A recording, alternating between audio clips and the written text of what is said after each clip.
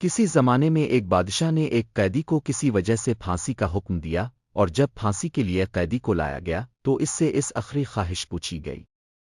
قیدی نے کہا، میں ایک اچھے گھرانے سے ہوں، لہٰذا مجھے اعلیٰ قسم کے نسلی گھوڑوں سے پھانسی لگایا جائے۔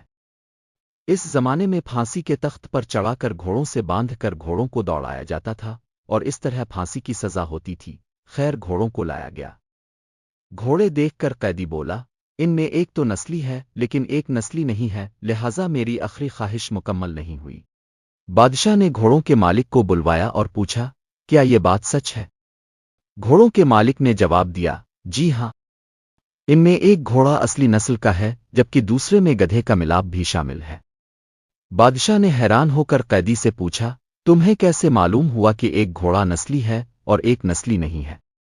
قیدی نے کہا، جو نسلی تھا وہ بڑے آرام سے کھڑا تھا، جبکہ جو گدھے کے ملاپ سے پیدا ہوا وہ گدھے کی طرح کبھی ادھر ٹانگ مارتا، کبھی منہ پھیرتا، کبھی اچھلتا، کبھی بیٹھ جاتا، جس سے مجھے علم ہوا کہ یہ نسلی نہیں ہے۔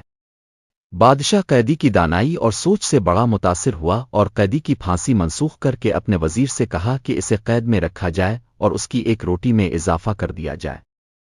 کچھ دن بعد بادشاہ کے دربار میں ایک سونار 2 ہیرے لے کر حاضر ہوا اور بادشاہ کو کہا، اگر آپ کی رعایا میں سے کوئی یہ بتا دے کہ ان میں کون سا ہیرا اصلی اور کون سا نقلی، اور پھر اصلی اور نقلی میں فرق کی وجہ بھی بتا دے، تو میں آپ کو یہ انعام نذرانے کے طور پر دے دوں گا۔ بہت سے لوگوں سے پوچھا گیا مگر کوئی مکمل جانچ نہ کر سکا۔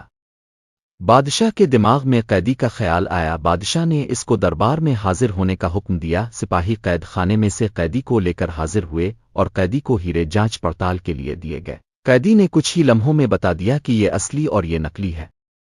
بادشاہ نے پوچھا، تمہیں کیسے پتا چلا؟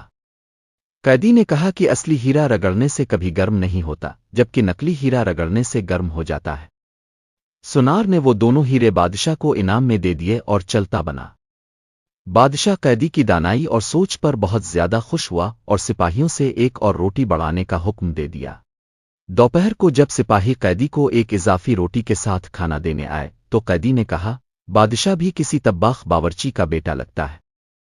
سپاہیوں نے قیدی کی یہ بات بادشاہ تک پہنچا دی۔ بادشاہ کو غصہ آیا اور سپاہیوں سے قیدی کو دربار میں حاضر کرنے کا حکم دیا۔ قیدی کو حاضر کیا گیا اور بادشاہ نے قیدی سے اس بات کی وضاحت مانگی۔ قیدی نے بادشاہ کو کہا کہ میں یہی کہوں گا کہ اپنے خاندان کے بارے میں کسی سے پتہ کروا لیں۔ بادشاہ اس کے ماضی کے واقعات سے متاثر تھا، لہٰذا اس بات کی تحقیق شروع کروانے کا حکم جاری کیا۔ بادشاہ کی سلطنت میں سب سے بڑی عمر کے شخص کو ڈھونڈا گیا اور اس سے بادشاہ کے آباء و اجداد کے بارے میں پوچھا گیا۔ اس نے بتایا کہ یہاں اس بادشاہ سے پہلے اس کا باپ بادشاہ تھا، لیکن وہ بادشاہ بننے سے پہلے ایک طباخ باورچی تھا، کیونکہ اس وقت جو بادشاہ تھا اس کا اپنا کوئی بیٹا نہیں تھا، تو بادشاہ نے اعلان کیا تھا کہ کوئی ایسا شخص جو میری رعایا کو بھوکا نہ مرنے دے تو آپ کا باپ اس کے دربار حامی بھری کہ میں رعایا کو بھوک سے نہیں مرنے دوں گا۔ اس طرح بادشاہ سلامت نے آپ کے باپ کو سلطنت دے دی۔